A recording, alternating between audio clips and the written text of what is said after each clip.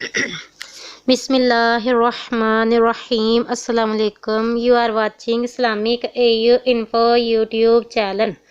تو آج میں جنات کو دفع کرنا ہو تو اس کا وظیفہ آپ لوگوں سے شیئر کروں گی کہ اگر کسی پر شبہ ہو، کسی مکان پر یا کسی انسان پر آپ کو شک ہو کہ اس پر سایہ ہو گیا، اس پر اثر ہو گیا، اس پر سحر آ گیا، اس پر جنات نے قبضہ کر لیا، تو آپ یہ عمل کیجئے۔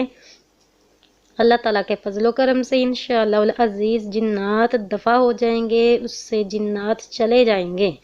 تو وظیفہ بتانے سے پہلے، عمل شیئر کرنے سے پہلے آپ لوگوں سے ریکویسٹ کروں گی کہ اگر ابھی تک آپ نے میرا چینل سبسکرائب نہیں کیا تو جلدی سے میرا channel Islamic AU info subscribe کیجئے، ویڈیو کو آگے سے آگے ثواب کی نیت سے شیئر کیجئے تاکہ کوئی نہ کوئی عمل کرتا رہے، اور ساتھ بنے بیل آئیکن کو بھی پریس کر دے تاکہ فیوچر میں جب بھی نئی ویڈیو اپلوڈ ہو اس کا نوٹیفیکیشن سب سے پہلے آپ کو مل سکے۔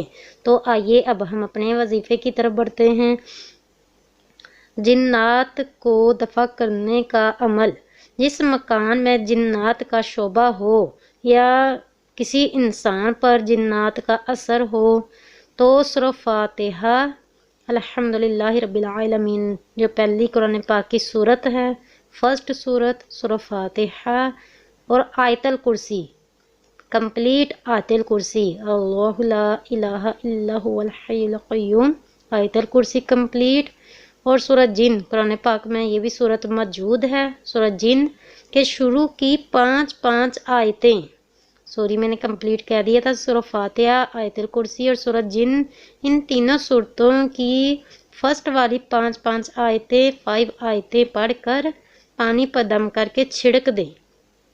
اگر کسی انسان پر جنات کا اثر ہے تو اس پر، اس کے چہرے پر، اس کی باڈی پر، ساری جسم پر چھڑک دیں۔ اگر کسی مکان میں، کسی جگہ پر، کسی احاطے پر آپ کو شک ہو کہ اس جگہ پر جنات نے قبضہ کر لیا ہے تو اس جگہ یہ آیتیں 5 آیتیں پڑھ کر چھڑک دیں۔ یاد رہے اس کے اول آخر درود پاک مسٹلی پڑھنا ہے۔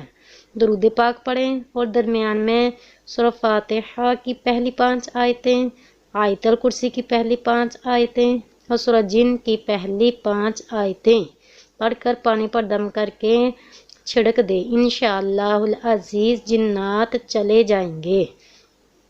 اس کے اول آخر درود پاک پڑھیں اور درمیان میں یہ تینوں صورتوں کی پہلی 5 آیتیں پڑھ کر پانی پر دم کر کے چھڑک دیں۔